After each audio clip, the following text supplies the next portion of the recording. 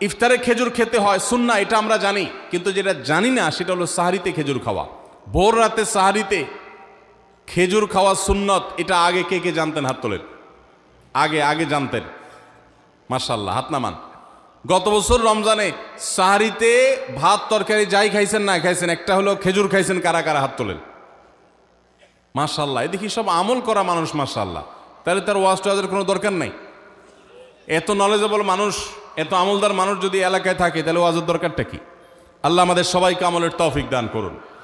ভাইরা আমার, ইফতারে খেজুর খাওয়া যেমন সুন্নাত, সাহরিতেও খেজুর খাওয়া সুন্নাত, কিন্তু খেজুর খাওয়া কোনো ফরজ ওয়াজিব না। খেজুরের দাম বেশি হয়ে গেছে, আপনি কিনতে অপারক।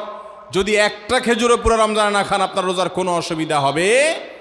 তবে নবী সাল্লাল্লাহু আলাইহি সাল্লাম যেহেতু ইফতার এবং সাহরিতে খেজুর খেতেন, আর খেজুরে প্রচুর পরিমাণ সুগার আছে, উপকারী, যেটা মানুষের স্বাস্থ্যের জন্য উপকারী, প্রচুর পরিমাণ এনার্জি আছে, খাদ্য শক্তি আছে, সারাদিন রোজা রেখে আমাদের যে সুগারের ঘাটতি হয় সেটা পূরণ করার জন্য সহায়ক হয়। এই জন্য সাহরি এবং ইফতারে খেজুর খাওয়া এমনিতেও উপকারী। আর নবী সাল্লাল্লাহু আলাইহি সাল্লামের সুন্নাত, তিনি বলেছেন, নি'মা সাহুরুল মুমিনি আত-তামার, ইমানদারের সাহারির আইটেমের মধ্যে সবচেয়ে বেস্ট উত্তম হলো খেজুর। এই জন্য অন্য যাই খান না খান, একটু হলো, এক পিস হলো খেজুর খাবেন, ইনশাআল্লাহ সুন্নাত আদায় করার নিয়তে খেলে এই খেজুর সুন্নাতটা আদায় হয়ে যাবে আল্লাহ তাআলা।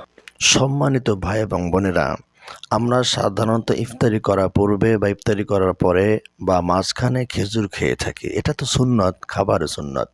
কিন্তু সাহারির সময় যে খেজুর খেতে হয়, এটা আমরা অনেকেই জানি না। হয়তো এই ভিডিওর মাধ্যমে আপনিও জেনেছেন, আমিও জেনেছি, এবং এই ভিডিওর মাধ্যমে আরও অনেক মানুষ জানবে, আমরা আশা করতেই পারি। তো বন্ধুগণ, সাহারির সময় যে খেজুর খাবো শুধু তাই নয়, সাহারির সময় আমরা মিষ্টি জাতীয় কোনো খাবারও গ্রহণ করতে পারি। রাসূল সাল্লাল্লাহু আলাইহি ওয়াসাল্লামের যুগে খেজুর ছিল মিষ্টান্ন খাবার, আমরা অন্যান্য মিষ্টান্ন জাতীয় খাবার গ্রহণ করতে পারি। তবে খেজুর খেতে পারলেই সব থেকে বেশি উত্তম হয়। খেজুরের মধ্যে, খেজুর শুধু মিষ্টি জাতীয় না, বরং এর ভিতরে অনেক গুণাগুণও রয়েছে, অনেক উপকারিতাও রয়েছে। খেজুরের মধ্যে 53টা উপকারিতা রয়েছে। যারা নিয়মিত খেজুর খাবে, আল্লাহ তাআলা তাদেরকে অনেক রোগ ব্যাধি থেকে হেফাজত করবেন। এই ফজিলত, এই উপকারিতা আমরা সকলেই জানি। সাহরের সময় আরেকটি আমল আমরা করব, সেটি হচ্ছে 8 রাকাত আমরা তাহাজ্জুদ নামাজ পড়ব। যেহেতু তারাবি নামাজ নিয়ে একটা দ্বিধাদ্বন্দ্ব আছে, কেউ বলে 20 রাকাত, কেউ বলে 8 রাকাত। তো আমি বলতে চাই, আপনারা তারাবি পড়বেন 20 রাকাত, আর সাহারির সময় যখন ঘুম থেকে জাগ্রত হবেন তখন তাহাজ্জুদ পড়বেন 8 রাকাত। তাহলে 20 রাকাতও পড়া হবে, 8 রাকাতও পড়া হয়ে যাবে। প্রিয় ভাই এবং বোনেরা, রমজান মাসে রাসূল সাল্লাল্লাহু আলাইহি ওয়াসাল্লামের ইবাদত পরিধি অনেক বেশি বেড়ে যেত। নবী করিম সাল্লাল্লাহু আলাইহি ওয়াসাল্লাম এত লম্বা পরিমাণ দাঁড়িয়ে থাকতেন, কেরাত পড়তেন, দাঁড়িয়ে দাঁড়িয়ে রাত্রেবেলা ইবাদত করার সময় যে তার পা মোবারক ফুলে যেত। তো আমরা তো আর এত বেশি পরিমাণ দাঁড়িয়ে থাকতে পারি না, কারণ আমাদের তো এত বড় সূরা কেরাত মুখস্থ নেই। আর সূরা কেরাত মুখস্থ থাকলে কয়জনে বা আমরা সারা রাত্র দাঁড়িয়ে নামাজ আদায় করি। তো বন্ধুগণ, আমরা 20 রাকাত তারাবি পড়ব এবং শেষ রাতে তাহাজ্জুদের সময় আমরা 8 রাকাত তাহাজ্জুদ পড়ব। এই 8 রাকাত তাহাজ্জুদ নবী করিম সাল্লাল্লাহু আলাইহি ওয়াসাল্লাম সারা বছর পড়তেন। আম্মাজান আয়েশা সিদ্দিকা রাদিয়াল্লাহু তাআলা আনহা বলেন, নবী করিম সাল্লাল্লাহু আলাইহি ওয়াসাল্লাম রমজানে এবং রমজানের বাইরে 8 রাকাত নামাজ পড়তেন, মানে তাহাজ্জুদের নামাজ পড়তেন। রমজানের বাইরে যে নামাজ, ওটা তাহাজ্জুদের নামাজ, আর রমজানে যেটা পড়তেন ওইটা তাহাজ্জুদের নামাজই ছিল। এই জন্য প্রিয় ভাই এবং বোনেরা, আমরা রমজান মাসে তাহাজ্জুদের সময় 8 রাকাত নামাজ পড়ব, আর তারাবিতে 20 রাকাত তারাবি পড়ব।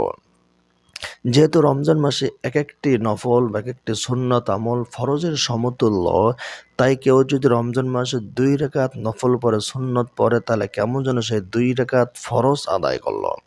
যেমন ফজরের নামাজ 2 রাকাত, 2 রাকাত হলো ফজর নামাজ। তো আপনি যদি রমজান মাসে 2 রাকাত নফল পড়েন বা সুন্নত পড়েন বা তাহাজ্জুদ পড়েন বা তারাবি পড়েন, আল্লাহ তাআলা আপনার আমলনামায় 2 রাকাত ফজর নামাজ পড়ার সমপরিমাণ সওয়াব দান করবেন।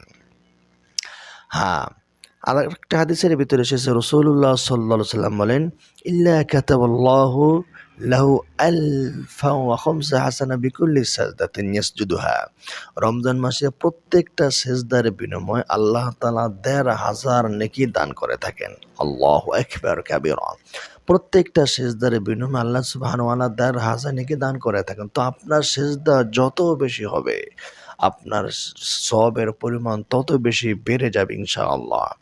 ৮ রাকাত ২০ রাকাত আপনি বিতর্কে না যেয়ে আপনি যেটা পড়লে সওয়াব বেশি হবে সেটা আপনি করবেন। তারাবির নামাজ এটা নফল নামাজ, সুন্নত নামাজ। আপনি তারাবি যদি ২২ রাকাতও পড়েন, ২৪ রাকাতও পড়েন, ৩০ রাকাতও পড়েন, তাহলে আপনার সওয়াবের পরিমাণ আরও বেশি বেড়ে যাবে ইনশাআল্লাহুল আজিজ।